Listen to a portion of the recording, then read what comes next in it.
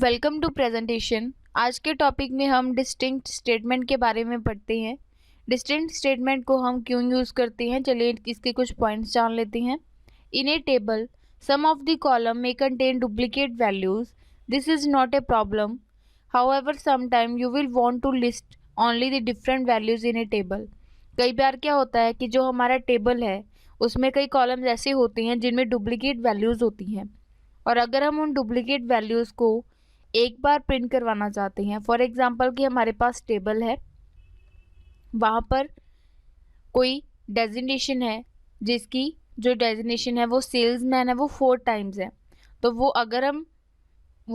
अगर हम उसे डिस्प्ले करवाते हैं select star from table name करके, तो वो हमारे पास total designation with repetition duplicate values वो प्रिंट करेगा।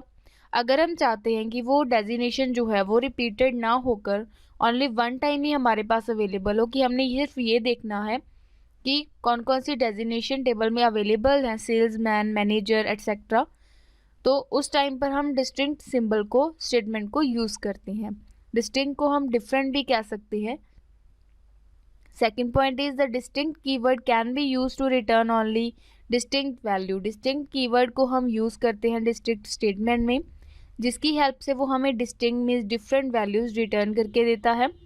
इसका सिंटेक्स क्या है?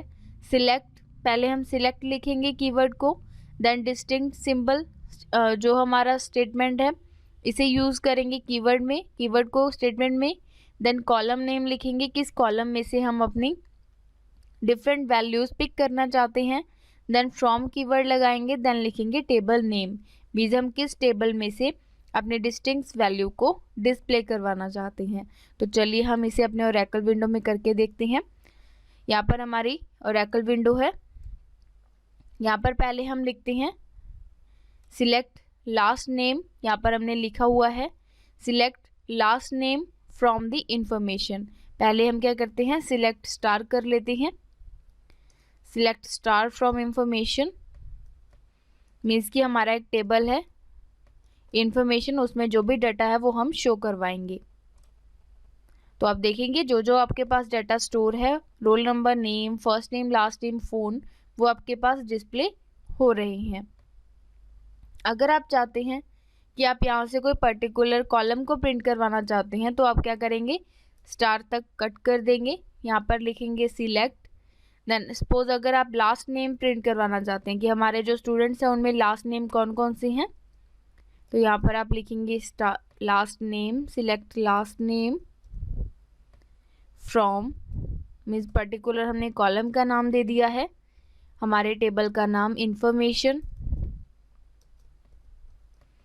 इंफॉर्मेशन लिखने के बाद आप एग्जीक्यूट बटन पर क्लिक करेंगे, तो आप देखेंगे आपके पास यहाँ पर लास्ट नेम की ड्रॉप डाउन लिस्ट शो हो चुकी है, 8 रो सिलेक्टेड। तो आप देखेंगे यहाँ पर जो शर्मा है वो काफ़ी टाइम रिपीट हो रहा है, शर्मा, देन बंसल, बंसल 2 टाइम्स आ गया है, सिंह, सिंह ये भी 2 टाइम्स रिपीट हो रहा है, शर्मा, भाटिया, चावला, इस तरह से जो रिपीटेड डुप्लीकेट वैल्यूज़ है वो भी प्रिंट हो रही हैं। अगर आप चाहते हैं कि आप ओनली नंबर ऑफ जो लास्ट नेम्स हैं वो ही डिस्प्ले करवाना चाहते हैं, मीन्स आपकी कितनी लास्ट नेम के स्टूडेंट आपके रिकॉर्ड में अवेलेबल है, तो आप क्या करेंगे, लास्ट नेम से पहले और सिलेक्ट के बाद यहाँ पर टाइप करेंगे डिस्टिंक्ट, DISTINCT,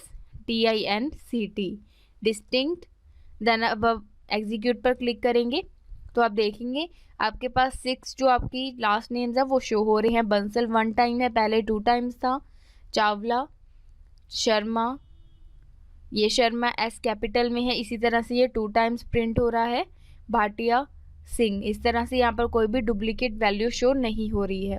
तो इस तरह से हम अपने किसी भी क्वेरी में डिस्टिंक्ट सिंबल को यूज़ कर सकते हैं और अपने डुप्लीकेट वैल्यूज़ के बिना अपने रिजल्ट को प्रिंट करवा सकते हैं।